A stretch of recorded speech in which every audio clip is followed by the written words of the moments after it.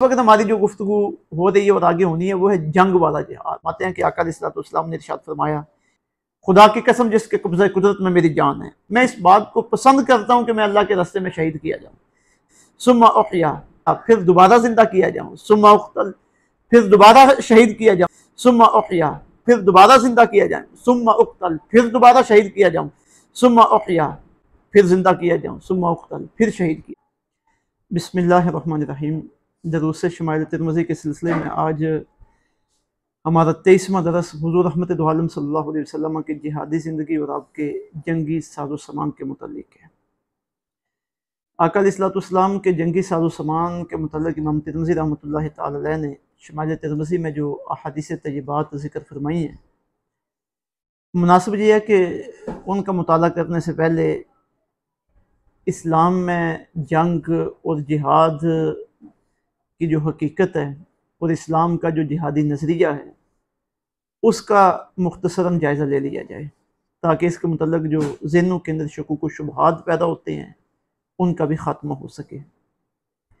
दीन इस्लाम में जिहाद एक मुक़द्दस फरीज़ा है। ये जिहाद अहले इस्लाम की क़ुव्वत और उनके लिए क़ुर्ब खुदाबंदी का आसान रास्ता है। यही जिहाद पूरी दुनिया में अमन और सलामती के निज़ाम का ज़ामिन है।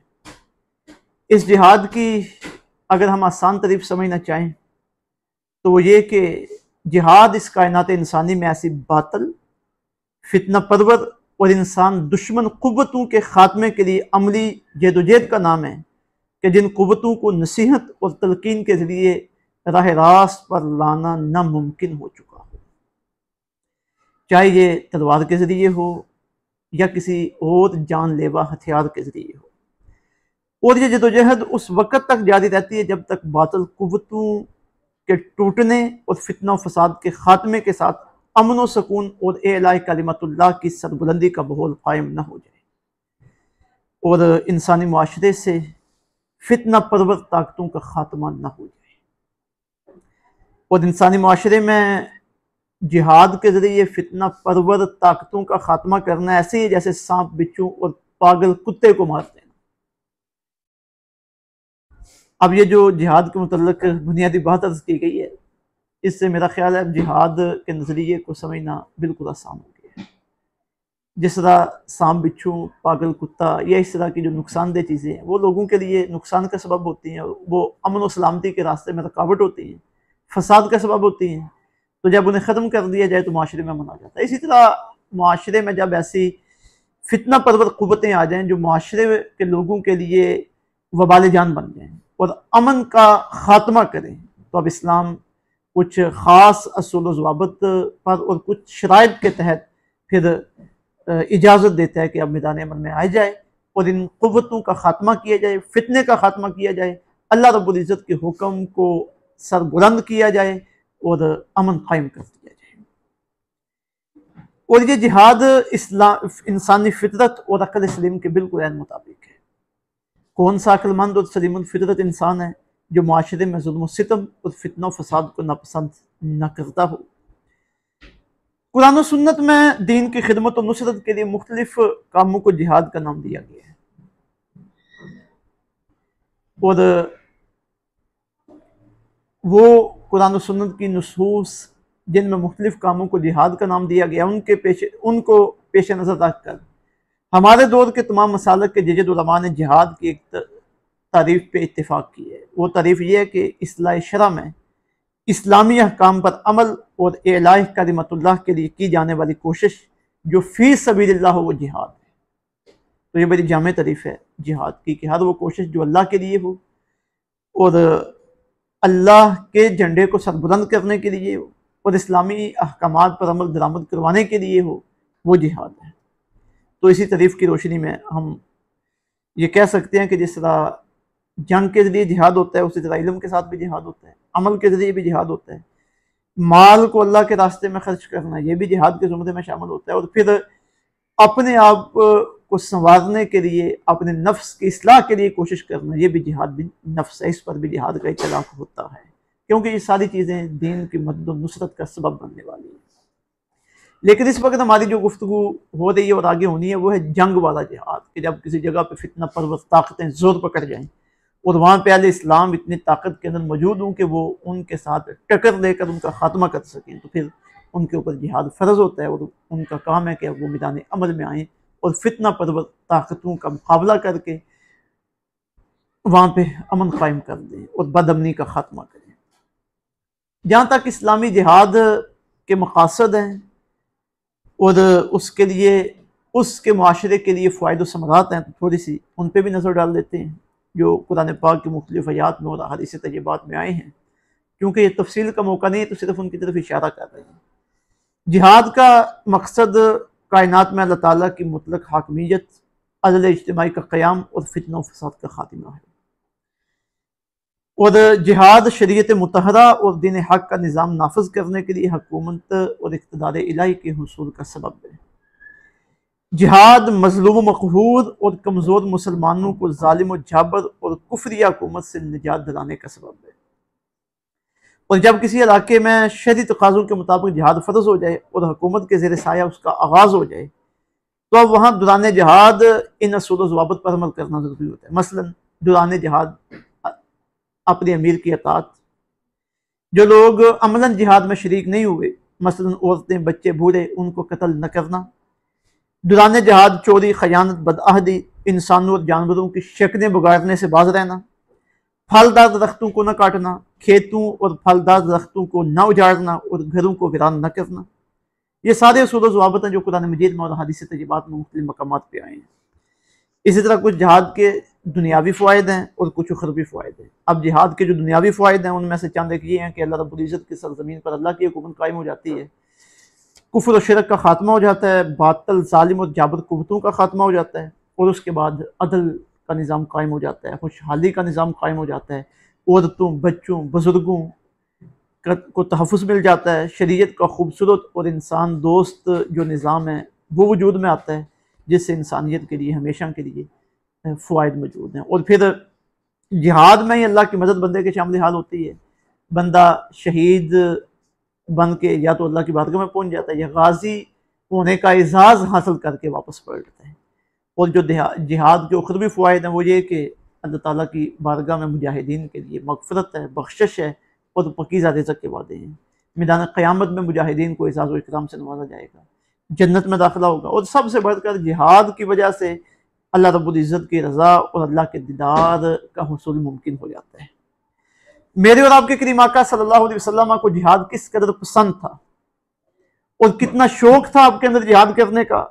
हज़रत अबू हुरैरा रज़ी अल्लाह तआला अन्हु बयान फरमाते हैं कि आका अलैहिस्सलातु वस्सलाम ने इरशाद फरमाया, वल्लज़ी नफ्सी बियदिही, खुदा की कसम जिसके कब्ज़े कुदरत में मेरी जान है, ला वदद्तु अन्नी उक़तलु फ़ी सबीलिल्लाह, मैं इस बात को पसंद करता हूँ कि मैं अल्लाह के रास्ते में शहीद किया जाऊँ, सुम्मा उहया, फिर दोबारा जिंदा किया जाऊँ, सुम्मा उक़तल, फिर दोबारा शहीद किया जाऊँ, सुम्मा उहया, फिर दोबारा जिंदा किया जाऊँ, सुम्मा उक़तल, फिर दोबारा शहीद किया जाऊँ, सुम्मा उहया, फिर जिंदा किया जाऊँ, सुम्मा उक़तल, फिर शहीद किया जाऊँ। यानी 4 मरतबा हुज़ूर ने फरमाया कि इतना शौक है मुझे अल्लाह के रास्ते में जिहाद करने का और शहीद होने का कि मेरा जी चाहता है कि मैं बार बार शहीद किया जाऊँ, अल्लाह मुझे बार बार जिंदगी अता फरमाए, बार बार मैं मैदान जिहाद में जाऊँ।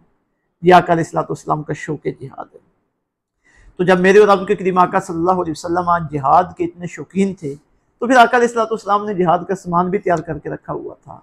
और आप चूँकि मैदान जिहाद में आका अलैहिस्सलातु वस्सलाम सहाबा इकराम अलैहिम रिदवान के कायद और लीडर हुआ करते थे, खुद भी डट के दुश्मनों का मुकाबला करते थे और अपने सहाबा को भी उस मैदान में खड़ा रखा करते थे। आइए आका अलैहिस्सलातु वस्सलाम के ज़माने जिहाद को देखते हैं। आका अलैहिस्सलातु वस्सलाम की तलवारें 2 किस्म की थी, एक लोहे की बनी हुई, उनके दस्तों और फलों पर चांदी का काम किया हुआ था, और दूसरी वो तलवारें थी जो मौजज़ाना तौर पर बवक्त ज़रूरत लकड़ियों से तलवारें बन गई।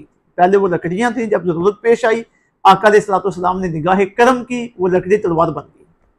असहाबे सीरत ने 2 तलवारों के नाम गिनवाए हैं जो मौजज़ाना तौर पर बनी थी। एक का नाम था अल-आउन, ये असल में खजूर की एक खुशक लकड़ी थी। ग़ज़वा बदर में जब हज़रत उकाशा बिन मुहसन रज़ी अल्लाह तआला अन्हु की तलवार टूट गई तो नबी पाक सल्लल्लाहु अलैहि वसल्लम ने इन्हें तलवार के तौर पर यह अता फरमाई थी वो लकड़ी, लेकिन जब सरकार ने उन्हें अता फरमाई तो वो एक लंबी, तेज, दहाड़ और चमकती हुई तलवार बन गई।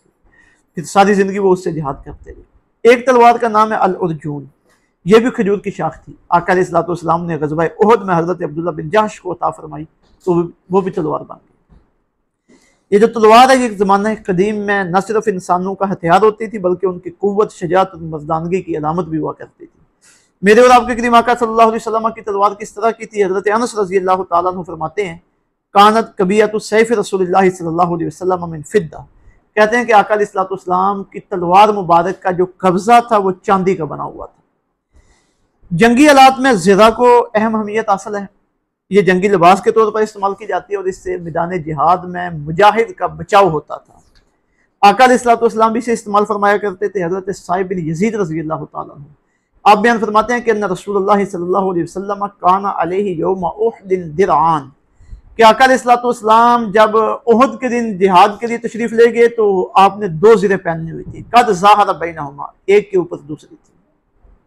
खुद ये जंगी टोपी होती है जिसे पगड़ी के नीचे अपने सर को वार से बचाने के लिए पहना जाता है। हमारे महबूब करीम अलैहिस्सलाम के खुद का नाम असबूग था। जब आपने मक्का मुकर्रमा में फातिहाना शान से वरूद फरमाया तो आपके सर मुबारक पे यही था। हज़रत अनस रज़ियल्लाहु तआला अन्हु इस कैफियत को बयान करते हुए फरमाते हैं कि नबी सल्लल्लाहु अलैहि वसल्लम दाखल मक्का व अलैहि मिग़फ़र, कि आका अलैहिस्सलाम मक्का मुकर्रमा में दाखिल हुए और आपके सर मुबारक के ऊपर खुद था।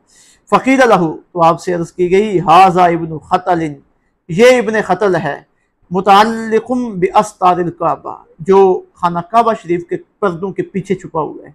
फ़क़ाल उक़्तुलूहु, तो आका अलैहिस्सलाम ने फरमाया कि इसे कत्ल कर दो। इब्न ख़तल ये हुज़ूर रहमत दो आलम सल्लल्लाहु अलैहि वसल्लम का गुस्ताख था। पहले मुसलमान हुआ, उसके बाद ये मुर्तद हो गया। तो इसने दो लोंडियाँ रखी हुई थी जिनसे ये आका अलैहिस्सलाम की गुस्ताखियाँ करवाया करता था। अब जो आका अलैहिस्सलाम का गुस्ताख है उसकी जो हमारी शरीयत में सज़ा है वो कत्ल है। अब देखिए, जब आका अलैहिस्सलाम मक्का मुकरमा में दाखिल हुए, अब मक्का मुकरमा अमन की जगह है, वहाँ किसी को कत्ल करना जायज़ नहीं है।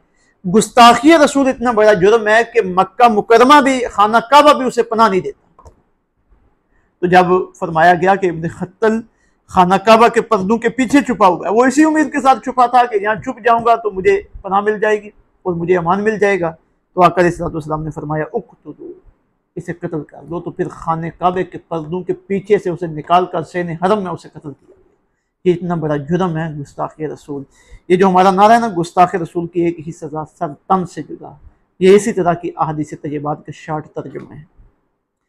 मुअज़्ज़ज़ सामीन, ये हमने जिहाद का जायज़ा लिया है कि जिहाद क्या है और जिहाद के मकासद क्या हैं, इसके दुनियावी और उखरवी फ़वाइद क्या हैं, और फिर आका अलैहिस्सलाम के जिहाद का शौक़ और फिर आका अलैहिस्सलाम का जंगी समान। इसके बाद जो दावत फ़िक्र देना चाहता हूँ वो ये है कि आया कि हम अपने दिल के अंदर झांक के देखें कि क्या हमारे दिलों के अंदर जिहाद का शौक़ मौजूद है, और फिर इज्तिमाई सतह पे देखें कि क्या हमारी जिहाद के लिए तैयारियाँ मौजूद हैं। इस बात में कोई शक व शुबा नहीं है कि चाहे वो मुसलमानों की ममलकत हो या कोई भी इलाका हो, जहाँ पे जिहाद की शराइत पाई जाएँ और मुसलमान इतनी तादाद में मौजूद हों कि उनके पास जिहाद करने का साजो सामान और इतने वसाइल मौजूद हों, तो उनके ऊपर वहाँ पे जिहाद फ़र्ज़ हो जाता है। तो जब शरई तकाज़े पूरे हो जाएँ तो फिर जिहाद करने से दरेग नहीं करना चाहिए। अल्लाह रब्बुल इज़्ज़त के भरोसे पे अल्लाह के दीन की सरबुलंदी के लिए और कायनात को अमन व सुकून का गहवारा बनाने के लिए मैदान अमल में आ जाना चाहिए। और मुसलमानों को अल्लाह ताला की तरफ से आर्डर है कि वो हर वक्त जिहाद की तैयारी रखें जहाँ तक मुमकिन हो सके। मसलन सूरह अल अनफाल में फरमाया गया, वअइद्दू लहुम मस्तताअतुम मिन कुव्वा व मिन रिबातिल खैर तुरहिबून बिही अदुव्वल्लाहि व अदुव्वकुम, कि आप दुश्मनों के लिए जितनी कुव्वत हो सके तैयार रखो, बंधे हुए घोड़े, ताकि तुम उनके ज़रिए अल्लाह के दुश्मनों को और अपने दुश्मनों को डरा सको। तो उस दौर में जो जहाद का साजो सामान होता था, फरमाया उसे तैयार रखा करो। आज हमारे दौर में जो जहाद का साजो सामान है, टैंक, राइफलें, मशीन गन्ने, एटम बम, फिर अपने बचाव के सामान, फिर तैयार फौज, जितना मुमकिन हो सके ये चीज़ें हमारी हुकूमतों को तैयार रखनी चाहिए और ज़हनी तौर पर हमें भी जिहाद के लिए तैयार रहना चाहिए। हुज़ूर रहमत दो आलम सल्लल्लाहु अलैहि वसल्लम का जो शौक़ जिहाद है वो हमने सुना है। अब एक इंतहाई अहम हदीस पाक सुनिए, मुस्लिम शरीफ की हदीस है। आका अलैहिस्सलाम उन लोगों के बारे में कि जो जिहाद से गाफिल हैं और जिनके दिलों के अंदर जिहाद का ज़ौक़ व शौक़ ही मौजूद नहीं है। हुज़ूर इरशाद फरमाते हैं मम्मात वलम यग़ज़ु, जो बंदा इस हालत में मरा कि उसने कभी जंग नहीं की, जिहाद नहीं किया, वलम युहद्दिस बिही नफ्सहु, और कभी उसके दिल के अंदर जिहाद करने का ख्याल और शौक़ भी पैदा नहीं हुआ, फरमाया मात अला शुअबतिन मिन निफाक़, वो मुनाफ़िक़त की हालत में दुनिया से गया। अल्लाह अकबर। इससे अंदाज़ा लगाइए कि हमारी सुस्ती और हमारी गफलत हमें कहाँ तक लेकर जाती है।